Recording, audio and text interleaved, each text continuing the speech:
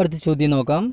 When a person calculated his expenses from Sunday to Thursday, he found the average expenditure to be 400 rupees per day. Including Friday, the average increased to 430 rupees per day.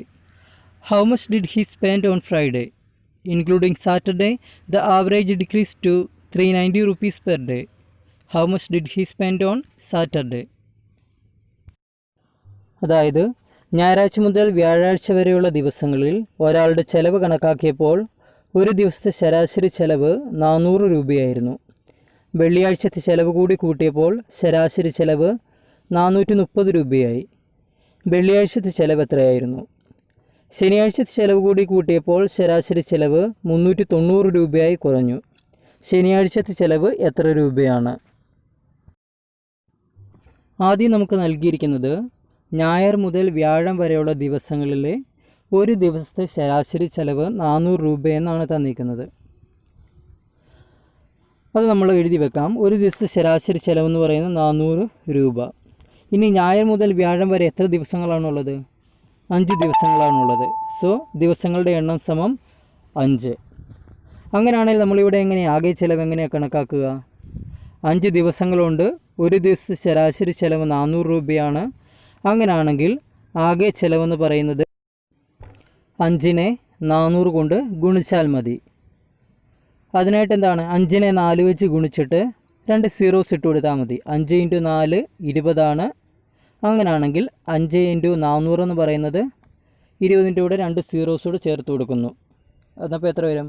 2 കഴിഞ്ഞിട്ട് 3 zeros. അപ്പോൾ എത്രയാണത്? 2000 വരും. So ഞായർ മുതൽ വ്യാഴം വരെയുള്ള ആകെ ചെലവെന്ന് പറയുന്നത് 2000 രൂപയാണ്. ഇനി പറഞ്ഞിരിക്കുന്നത് വെള്ളിയാഴ്ചത്തെ ചെലവും കൂടി ചേർത്ത് കഴിയുമ്പോൾ ഒരു ദിവസത്തെ ശരാശരി ചെലവെന്ന് പറയുന്നത് 430 രൂപ ആണെന്നാണ്. ഞായർ തൊട്ട് വെള്ളി വരെയുള്ള ആകെ ചെലവെടുത്താൽ ഒരു ദിവസത്തെ ശരാശരി ചെലവ് 430 രൂപ. ഞായർ തൊട്ട് വെള്ളി വരെ എത്ര ദിവസങ്ങളാണ്? 6 ദിവസങ്ങളല്ലേ. അപ്പോൾ ഈ 6 ദിവസത്തെ ആകെ ചിലവെന്ന് പറയുന്നത് 430നെ 6 വെച്ച് ഗുണിച്ചാൽ കിട്ടുന്നതാണ്. 430നെ 6 വെച്ച് ഗുണിച്ചാൽ 2580 കിട്ടും. ഇനി നമ്മളോട് ആവശ്യപ്പെട്ടിരിക്കുന്നത് വെള്ളിയാഴ്ചത്തെ ചിലവ് എത്രയാണെന്ന് കണ്ടെത്താനാണ്. വെള്ളിയാഴ്ചത്തെ ചിലവ് എങ്ങനെ കണക്കാക്കും? വ്യാഴം വരെയുള്ള ആകെ ചിലവ് 2000 ആണ്. വെള്ളി വരെയുള്ള ആകെ ചിലവ് 2580 ആണ്. അപ്പോൾ ഈ കൂടി വന്ന 580 രൂപ, അതായത് 2550 നിന്ന് 2000 കുറച്ചാൽ കിട്ടുന്ന 580 ആണ് വെള്ളിയാഴ്ചത്തെ ചിലവ്. തുടർന്ന് നൽകിയിരിക്കുന്നത് ശനിയാഴ്ചത്തെ ചിലവും കൂടെ ചേർത്തപ്പോൾ ഒരു ദിവസത്തെ ശരാശരി, അതായത് ഒരു ദിവസത്തെ ആവറേജ് എക്സ്പെൻഡിച്ചർ എന്ന് പറയുന്നത് 390 കുറഞ്ഞു എന്നാണ് പറയുന്നത്. അങ്ങനെയാണെങ്കിൽ ശനിയാഴ്ചത്തെ ചിലവ് എത്രയാണെന്നാണ് ചോദിച്ചിരിക്കുന്നത്. ഒരു ദിവസത്തെ ചിലവ് 390 ആണെങ്കിൽ 7 ദിവസത്തെ ആകെ ചിലവ് എത്ര വരും? 7 എടുക്കുന്നത് എന്താണെന്നറിയാമല്ലോ. ഞായർ തൊട്ട് ശനി വരെ ആകെ 7 ദിവസങ്ങളാണുള്ളത്. ആകെ ചിലവെന്ന് പറയുന്നത് 390നെ 7 കൊണ്ട് ഗുണിക്കുമ്പോൾ കിട്ടുന്നതാണ്. 390നെ 7 വെച്ച് ഗുണിച്ചാൽ എത്ര കിട്ടും? 2730 കിട്ടും. അതാണ് 7 ദിവസത്തെ ആകെ ചിലവ്. ഇനി നമുക്ക് കണ്ടുപിടിക്കേണ്ടത് ശനിയാഴ്ചത്തെ ചിലവ് എത്രയാണെന്നാണ്. ശനിയാഴ്ച ചിലവ് എങ്ങനെ കണ്ടുപിടിക്കും? ഞായർ തൊട്ട് വെള്ളി വരെയുള്ള ആകെ ചിലവ് നമുക്കറിയാം. അതിൻ്റെ കൂടെ ശനിയാഴ്ചത്തെ ചിലവും കൂടെ ചേർക്കുമ്പോഴാണ് ഞായർ തൊട്ട് ശനി വരെയുള്ള ആകെ ചിലവ് കിട്ടുന്നത്. ഞായർ 7 ദിവസത്തെ ആകെ ചിലവെന്ന് പറയുന്നത് 2730 തന്നിട്ടുണ്ട്. അപ്പോൾ ശനിയാഴ്ചത്തെ മാത്രം ചിലവ് കണ്ടുപിടിക്കാനായിട്ട് 7 ദിവസത്തെ ചിലവിൽ നിന്ന് 6 ദിവസത്തെ ചിലവങ്ങ് കുറച്ചാൽ മതി. അതായത് 2730 നിന്ന് 2580 കുറയ്ക്കുക. അപ്പോൾ നമുക്ക് 150 എന്നുള്ള ഉത്തരം ലഭിക്കും. അതായത് ശനിയാഴ്ചത്തെ ചിലവെന്ന് പറയുന്നത് 150 രൂപയാണ്. Let us consider the days from Sunday to Thursday. We have given the average expenditure per day is rupees 400. We know that the number of days from Sunday to Thursday is 5. So the total expense is, we just want to multiply 400 by 5, that is 2000, because we know that 5 into 4 is 20 and we are just adding 2 zeros to the right side. Therefore the total expense is rupees 2000. Now we are considering the days from Sunday to Friday. We know that there are 6 days from Sunday to Friday. We are given that average expenditure per day is rupees 430, and we just said that the number of days is 6. 6 days and the average expense per day is rupees 430. Therefore the total expense from Sunday to Friday is rupees 430 into 6, that is rupees 2580 rupees. Our question is, what is the expense on Friday?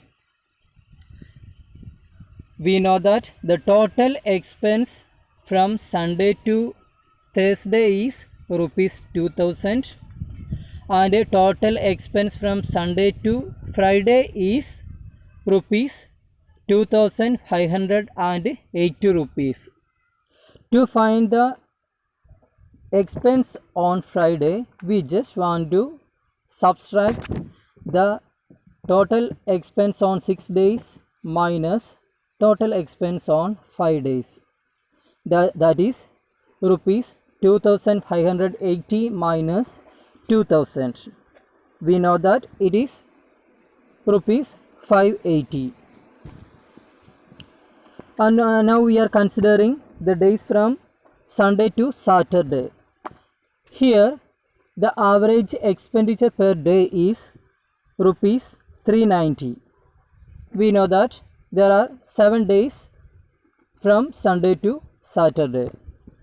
There are 7 days, and the total expense is, we just want to multiply rupees 390 by 7, that is 390 into 7, and is equal to rupees 2730. As before, the expense on Saturday is the total expense for 7 days minus total expense on 6 days. That is the total expense from Sunday to Saturday minus the total expense from Sunday to Friday. That is rupees 2730 minus rupees 2580, which is equal to rupees 150. So the expense on Saturday is rupees 150. അടുത്ത ചോദ്യം നോക്കാം. 3 groups of 10 kids. The average weight of a kid in each group is 35 kilograms.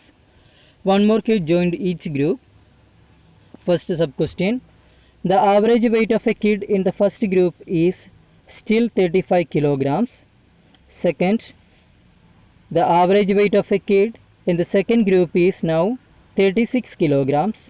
Third, the average weight of a kid in the third group is now 34 kilograms. Compute the weight of the new kid in each group. അതായത് 10 കുട്ടികൾ വീതമുള്ള 3 സംഘങ്ങൾ, മൂന്നിലും ഒരാളുടെ ശരാശരി ഭാരം 35 kilogram. ഓരോ സംഘത്തിലും പുതിയൊരാൾ കൂടി ചേർന്നു. ഒന്നാമത്തെ സബ് ക്വസ്റ്റ്യൻ, ആദ്യത്തെ സംഘത്തിലെ ശരാശരി ഇപ്പോഴും 35 കിലോഗ്രാം തന്നെയാണ്. സെക്കൻഡ്, രണ്ടാമത്തെ സംഘത്തിലെ ഇപ്പോഴത്തെ ശരാശരി 36 കിലോഗ്രാം. തേർഡ് സബ് ക്വസ്റ്റ്യൻ, മൂന്നാമത്തെ സംഘത്തിലെ ഇപ്പോഴത്തെ ശരാശരി 34 കിലോഗ്രാമാണ്. ഈ ഓരോ സംഘത്തിലും പുതുതായി വന്ന കുട്ടിയുടെ ഭാരം കണക്കാക്കുക. നമുക്ക് തന്നിരിക്കുന്ന കാര്യങ്ങൾ ആദ്യം നോക്കാം. ഓരോ സംഘത്തിലെയും കുട്ടികളുടെ എണ്ണം തന്നിട്ടുണ്ട്. അതെന്ന് പറയുന്നത് എത്രയാണ്? 10 ആണ്. ആ ഓരോ സംഘത്തിലെയും ശരാശരി ഭാരം എന്ന് പറയുന്നത് 35 കിലോഗ്രാം ആണ്. ഇപ്പോൾ ഈ സംഘത്തിലെ ആകെ ഭാരം എന്ന് പറയുന്നത്, എല്ലാവരുടെയും കൂടെ ആകെ ഭാരം എന്ന് പറയുന്നത് 350 കിലോഗ്രാമാണ്. അതായത് ഒരു ഗ്രൂപ്പിൽ 10 പേരുണ്ട്. ആ 10 പേരുടെ ശരാശരി എന്ന് പറയുന്നത് 35 കിലോഗ്രാമാണ്. അതായത് 35 കിലോഗ്രാം ശരാശരി ഭാരമുള്ള 10 പേര്. അവരുടെ ആകെ ഭാരം എന്ന് പറയുന്നത് എത്രയാണ്? 35നെ 10 വെച്ച് ഗുണിച്ചാൽ കിട്ടുന്ന 350 കിലോഗ്രാമാണ്. ഇങ്ങനെയുള്ള 3 ഗ്രൂപ്പുകളാണ് ഉള്ളത്. ഇനിയും ഈ ഗ്രൂപ്പിലേക്ക് പുതിയ ഒരാൾ കടന്നു വന്നു. ഈ ഓരോരോ ഗ്രൂപ്പിലേക്കും പുതിയതായിട്ട് ഓരോരുത്തർ വീതം കടന്നു വന്നു. പുതിയ ആൾ കടന്നു വന്നപ്പോൾ ശരാശരിയിലുണ്ടാകുന്ന വ്യത്യാസം മനസ്സിലാക്കി അതിനെ അടിസ്ഥാനപ്പെടുത്തി പുതിയ ആളുടെ ഭാരം എത്രയാണെന്ന് കണ്ടെത്താനാണ് നമ്മളോട് ആവശ്യപ്പെട്ടിരിക്കുന്നത്. പുതിയ ആൾ വന്നു കഴിഞ്ഞപ്പോൾ എന്താണ്?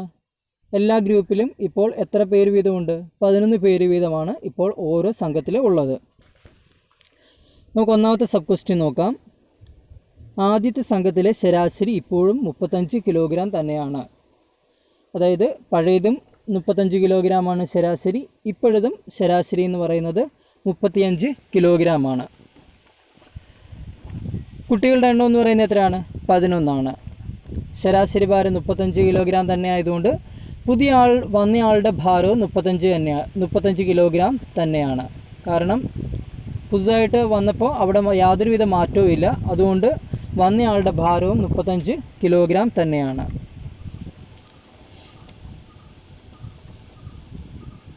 ഇനി നമുക്ക് രണ്ടാമത്തെ സംഘം നോക്കാം. രണ്ടാമത്തെ സംഘത്തിൽ ഇപ്പോൾ എത്രയാണ്? കുട്ടികളുടെ എണ്ണം 11. ആദ്യത്തെ 10 പുതുതായിട്ട് വന്നു ചേർന്ന ഒരു കുട്ടിയും കൂടെ ചേർന്ന് 11 പേരാണുള്ളത്. അവിടുത്തെ ശരാശരി ഭാരം എന്ന് പറയുന്നത് 36 കിലോഗ്രാം ആണെന്നാണ് പറഞ്ഞിരിക്കുന്നത്. അങ്ങനെയാണെങ്കിൽ ഇപ്പോൾ ആ ഗ്രൂപ്പിലെ ആകെ ഭാരം എത്രയാണ്? 11 പേരുണ്ട്. ഒരാളുടെ ശരാശരി ഭാരം 36 കിലോഗ്രാമാണ്. അങ്ങനെയാണെങ്കിൽ ആ ഗ്രൂപ്പിലെ 11 പേരുടെയും കൂടെ ആകെ ഭാരം എന്ന് പറയുന്നത് 36നെ 11 വെച്ച് ഗുണിച്ചാൽ കിട്ടുന്ന ആൻസറാണ്. 36നെ 11 വെച്ച് ഗുണിച്ചാൽ എത്ര കിട്ടും?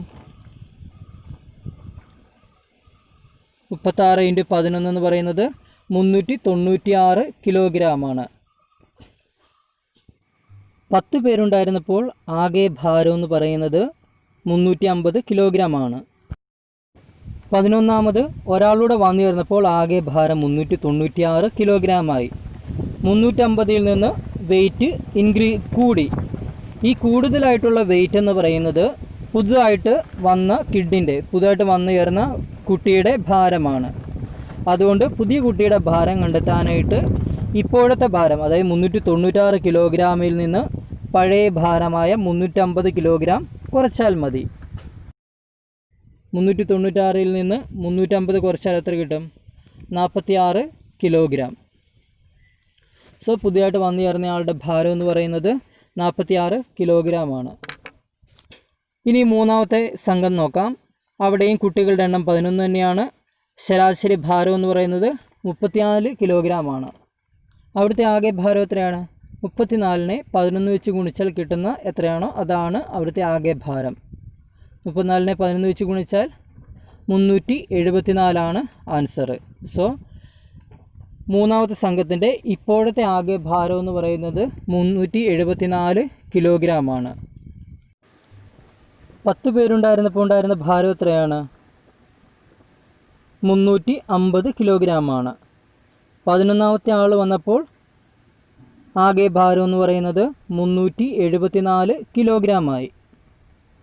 അപ്പോൾ 350ൽ നിന്ന് കുറച്ച് വർദ്ധിച്ചു. ഈ വർദ്ധിച്ച ഭാരം എന്ന് പറയുന്നത് ആരുടെയാണ്? പുതുതായിട്ട് വന്നു ചേർന്ന കുട്ടിയുടെ ഭാരമാണ്. അപ്പോൾ പുതുതായിട്ട് വന്നു ചേർന്ന കുട്ടിയുടെ ഭാരം കാണാൻ എന്ത് ചെയ്യണം? ഇപ്പോഴത്തെ ഭാരമായ 374ൽ നിന്ന് പഴയ ഭാരമായ 350 കുറയ്ക്കണം. അതായത് 11 പേരുണ്ടായപ്പോഴുള്ള ഭാരമായ 374 കിലോഗ്രാമിൽ നിന്ന് 10 പേരുണ്ടായിരുന്നപ്പോൾ ഉള്ള ഭാരമായ 350 കുറയ്ക്കണം. അപ്പോൾ കിട്ടുന്നത് 24 കിലോഗ്രാമാണ്. അതാണ് പുതിയ കുട്ടിയുടെ ഭാരം. Number of kids in each group is 10 and the average weight of a kid in each group is 35 kilogram. So now the total weight in each group is 35 into 10 and is equal to 350 kilogram. Let us consider the case of first group. one more kid is added to each group, and there are 11 kids in each group. So the number of kids in the first group is now changed to 11 kids, and their average weight is 35 kilograms. Since there is no change in the average weight, the weight of the new kid also 35 kilograms. Now let us consider the case of second group. Here also the number of kids is 11 and average weight is 36 kilograms. Here the total weight is 36 into 11 and is equal to 396 kilogram. Now the total weight of the second group, that is the total weight of the kids in the second group is 396 kilogram, and when there was 10 kids the total weight was 350 kilogram. The increased weight is provided by the new kid. So the weight of the new kid is 396 minus 350, that is equal to 46 kilograms. And the third group, there are also 11 students and the average weight is 34 kilograms. The total weight of kids in third group is 34 into 11 and is equal to 374 kilograms. We are doing it in the same way as we did in the second part. Now the total weight is 374 kilogram. The total weight when there was 10 kids is 350 kilograms, and the increased weight, that is the 350 kilograms changed to 374 kilograms.